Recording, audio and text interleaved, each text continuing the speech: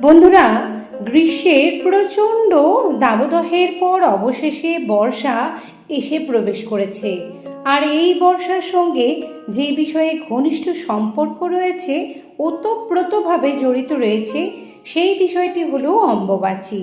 বলা হয় অম্বুবাচীর প্রবৃত্তির সঙ্গে সঙ্গে এই ধরিত্রীতে বর্ষা নেমে আসে। কি সেই অম্বুবাচী? কেন এই অম্বুবাচী পালন করা হয়? কারাই বা এই অম্বুবাচীর পালন করে থাকেন এবং সনাতন ধর্মে এই অম্বুবাচীকে কেন এত গুরুত্ব প্রদান করা হয়েছে?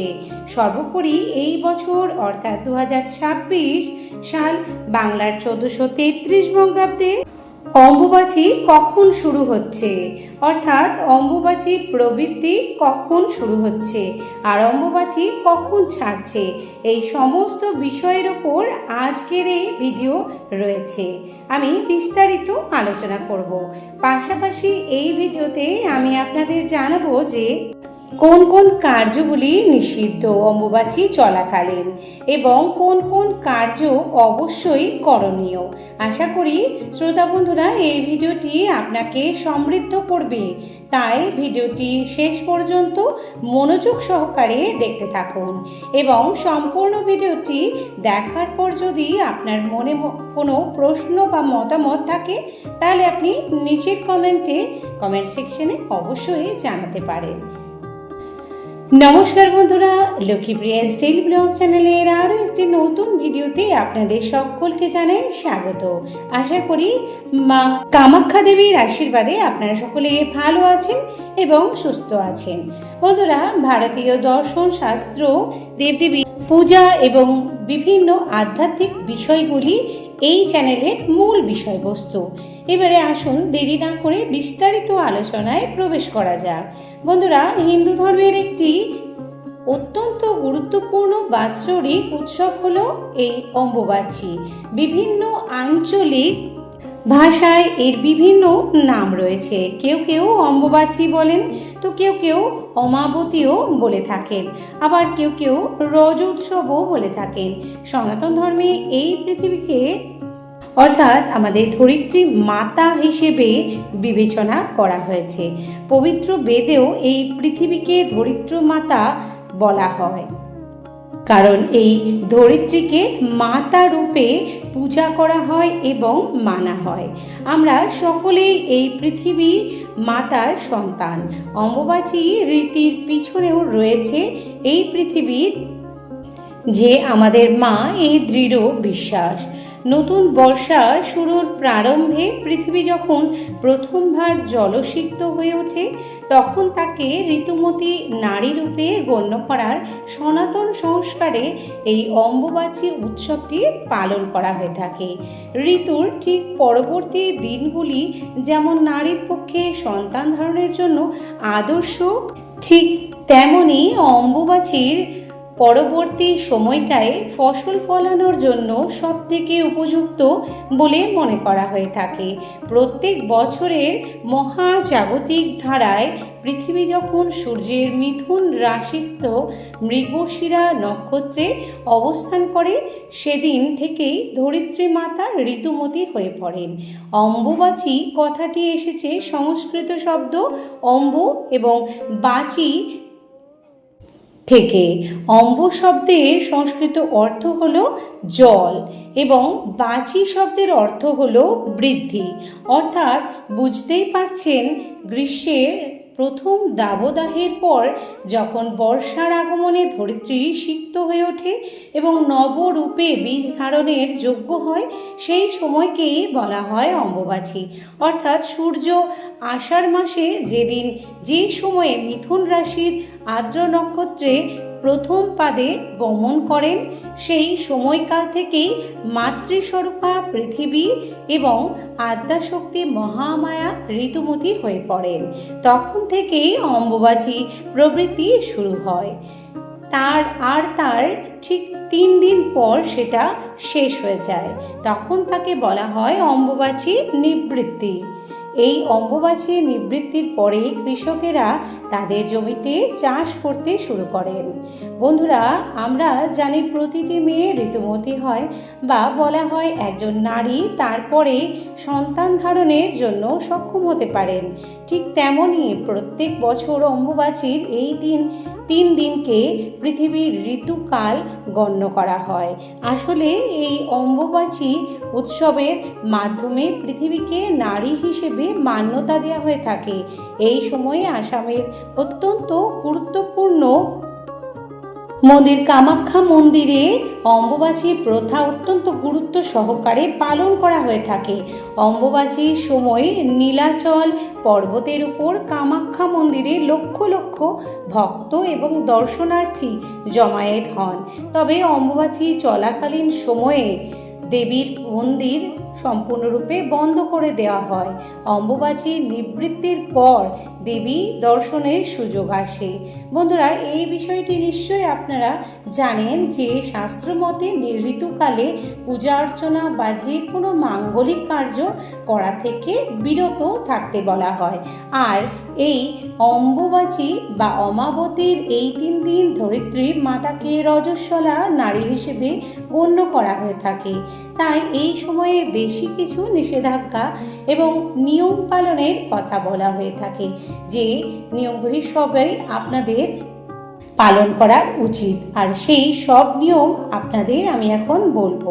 তবে তার আগে জেনে নেব যে এই বছর অর্থাৎ 2026 সালে অম্বুবাচীর প্রবৃত্তি এবং নিবৃত্তি কখন হচ্ছে। অম্বুবাচী প্রবৃত্তি শুরু হবে অর্থাৎ অম্বুবাচী 2026 সালে শুরু হচ্ছে 22শে জুন সোমবার বাংলার 7ই আষাঢ় 1433 বঙ্গাব্দে রাত্রি 9টা বেজে 30 মিনিট থেকে, এবং এই অম্বুবাচী শেষ হবে অর্থাৎ নিবৃত্তি রয়েছে 26শে জুন শুক্রবার বাংলার 11ই আষাঢ় 1433 বঙ্গাব্দে সকাল 9টা বেজে 33 মিনিটের মধ্যে। বন্ধুরা, অম্বুবাচীর এই সময়কাল অত্যন্ত গুরুত্বপূর্ণ বলে বিবেচিত হয়। শাস্ত্রমতে সর্বপ্রকারের মাঙ্গলিক এবং শুভ কাজ যেমন বিবাহ, উপনয়ন, অন্নপ্রাশন, গৃহপ্রবেশ, গৃহ আরম্ভ প্রভৃতি থেকে বিরত থাকা উচিত। কৃষি সংক্রান্ত কোনো কাজ কখনোই এই সময় করা উচিত নয়, কারণ পৃথিবীতে ধরিত্রী মাতার রূপে সম্বোধন করে শাস্ত্রমতে এই 3 দিন মাটিতে চাষাবাদের কোনো কাজ করার নিষেধ রয়েছে।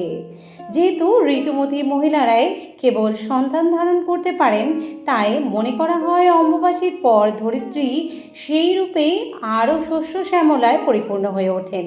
এবারে আসুন জেনে নেওয়া যাক যে এই সময়ে কোন কোন কার্য একেবারে নিষিদ্ধ এবং কোন কোন কার্য অবশ্যই কর্তব্য করা উচিত। আগেই বলা হয়েছে যে অম্বুবাচীর সময় কোন শুভ কাজ বা মাঙ্গলিক কার্য করা একেবারেই নিষেধ। এমনকি এই সময় যখন পূজা করবেন তখন কোনো মন্ত্র উচ্চারণ করা চলবে না, কেবল ধূপ এবং প্রদীপ দেখিয়ে প্রণাম করলেই হবে। অম্বুবাচীতে ভূমিকর্ষণ অর্থাৎ বৃক্ষের উপর নিষিদ্ধ, কারণ এই সময় ধরণী ঋতুমতী হয়ে থাকেন। তাই এই সময় গৃহের বা মন্দিরে বিভিন্ন মাতৃদেবীকে যেমন কালী, দুর্গা, জগদ্ধাত্রী, বিপত্তারিণী, মা শীতলা, মা চণ্ডীর মূর্তি যদি আপনার বাড়িতে থাকে তাহলে তাকে অবশ্যই লাল রঙের কাপড় দিয়ে ঢেকে রাখতে হবে।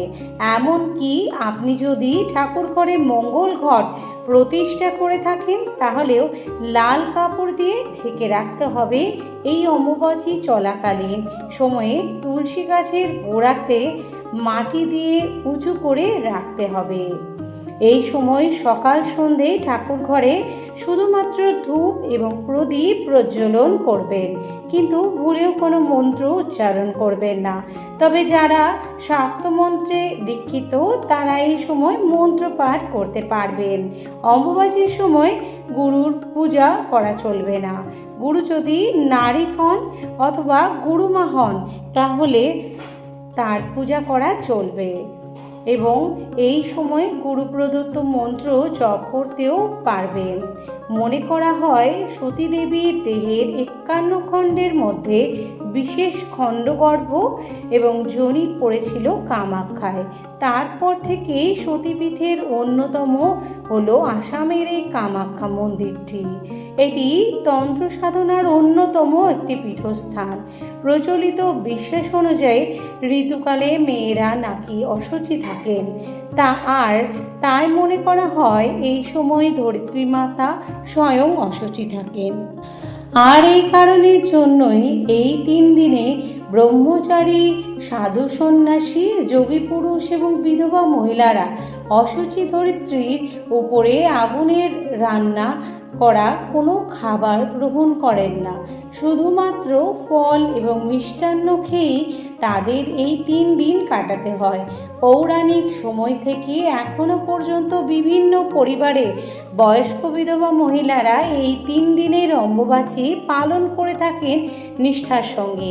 এই অম্বুবাচী চলাকালীন এই 3 দিন অবশ্যই আপনারা কোনো শাক বা পাতা জাতীয় খাবার কিন্তু খাবেন না, কারণ এই সময়তে শাক এবং পাতাতে অতিরিক্ত পরিমাণে কীট পতঙ্গের বিষ তৈরি হয়। এই সময় যেমন পালং শাক, পুঁই শাক, ঢ্যাঁড়স এই জাতীয় খাবারগুলি থেকে নিজেকে বিরত রাখুন।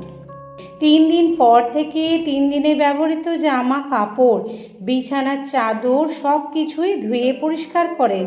শুধুমাত্র কামাখ্যাতেই নয়, অম্বুবাচী পালন করা হয় প্রত্যেকটি মন্দিরে এবং গৃহস্থ বাড়িতে। আর সেই কারণে মাতৃশক্তির প্রতিমা বা ছবিকে লাল কাপড় দিয়ে ঢেকে দেওয়ার রীতি রয়েছে। এছাড়াও অম্বুবাচীতে সর্পভয় নিবারণের জন্য আম দুধ সেবন করুন। এই সময় আম ও দুধ খেলে 1 বছর আর সাপের ভয় থাকবে না। অম্বুবাচীর প্রবৃত্তির দিন মধ্যরাতে কাঙ্ক্ষিত ফললাভের জন্য মনে মনে প্রার্থনা জানান দেবী কামাখ্যা মাকে। এতে আপনার মনস্কামনা অতি শীঘ্রই পূর্ণ হবে। প্রিয় শ্রোতা বন্ধুরা, পরিশেষে একটা কথাই বলবো, এই সমস্ত নিয়ম এবং আচারের মূল উদ্দেশ্য হলো ধরিত্রী মাতাকে মাতা হিসেবে গণ্য করা এবং আমরা সকলেই ধরিত্রী মাতার সন্তান। তিনি আদিশক্তির একটি রূপ। তাকে সুন্দর ও পরিচ্ছন্ন রাখাই আমাদের দায়িত্ব, কর্তব্য। আশা করি বন্ধুরা এই ভিডিওটি থেকে আপনি অম্বুবাচী সম্বন্ধে বেশ কিছু গুরুত্বপূর্ণ তথ্য জানতে পেরেছেন। যদি এরপরেও আর কোনো প্রশ্ন বা জিজ্ঞাসা আপনাদের মনে থেকে থাকে অবশ্যই কমেন্টে লিখে জানাবেন। আজকের মতো ভিডিওটি এখানেই শেষ করছি। সকলে ভালো থাকবেন, সুস্থ থাকবেন এবং মা কামাখ্যা দেবীর আরাধনা এবং পুজো করবেন। দেখা হবে আরও একটি ভিডিওর সাথে। সকলে ভালো থাকবেন, সুস্থ থাকবেন। জয় মা কামাখ্যা দেবীর জয়।